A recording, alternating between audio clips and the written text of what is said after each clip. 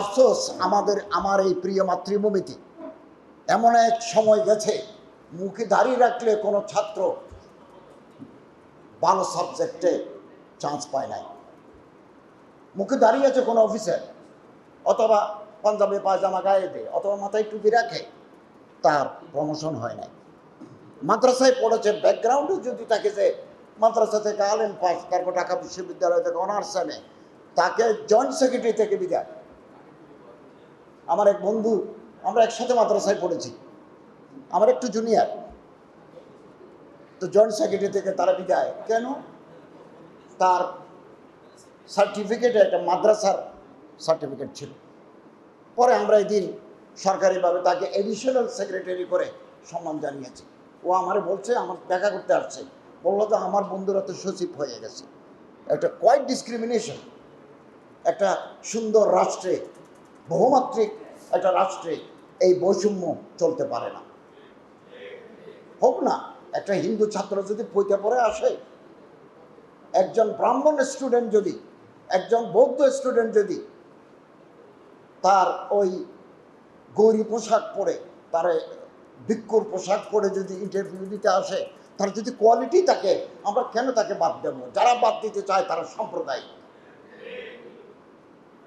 এবং আমাদেরকে, আমি যেহেতু সরকারি দায়িত্বে আছি, বেশি কথা আমি বলবো না, বলতে পারি না। অনেক দুঃখ আছে আমাদের মনের ভিতরে খুব গুরুত্বপূর্ণ জায়গায় নামাজের জায়গা নাই। শতকরা 90% মুসলমানদের এই দেশে, মেজরিটি পিপল আর মুসলিমস, নামাজের জন্য এই বিল্ডিংটা তৈরি করার সময় একটা প্রেয়ার রুম রাখা হয় নাই। আমরা নামাজ পড়ি দরজার সামনে, এটা দুঃখজনক। কোনো বিশ্ববিদ্যালয় থেকে, এটা আমার কাছে ইনফরমেশনস আছে, কোনো বিশ্ববিদ্যালয় থেকে যখন বলা হয় যে আবাসিক হল লাগবে, ক্যাফেটেরিয়া লাগবে, লাইব্রেরি লাগবে, অ্যানেক্স ভবন লাগবে, নতুন ডিপার্টমেন্ট খুলছি, ভবন লাগবে, তো একটা ইউনিভার্সিটি একটা শহর এক জায়গা। আমি চট্টগ্রাম বিশ্ববিদ্যালয়ের ছাত্র, এক জায়গা থেকে আমার হল থেকে আমার ইউনিভার্সিটি ক্যাম্পাসে যেতে গাড়িতে করে যেতে হয়, আর হাঁটতে গেলে অনেকক্ষণ সময় লাগে।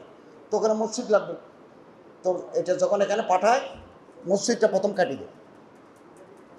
এই সংস্কৃতির পরিবর্তন ঘটাতে হবে, আমাদের অবশ্যই ঘটাতে হবে। আমরা আগামী 5, 10, 20 বছরের ভিতরে যারা আন্তর্জাতিক পুরস্কার পেয়েছে, আমরা তাদেরকে ইসলামিক ফাউন্ডেশনের মাধ্যমে তাদেরকে সম্মানিত করতে চাই। তাহলে তাদের মেধা বিকশিত হবে, অন্যরা প্রতিযোগিতার জন্য প্রস্তুত হবে। মেয়েরা এগিয়ে যাচ্ছে, আমার সামনে যারা আছেন, আমার মায়েরা, আমার মেয়েরা, তোমরা প্রস্তুতি নাও, উজ্জ্বল ভবিষ্যৎ তোমাদের জন্য অপেক্ষা করছে।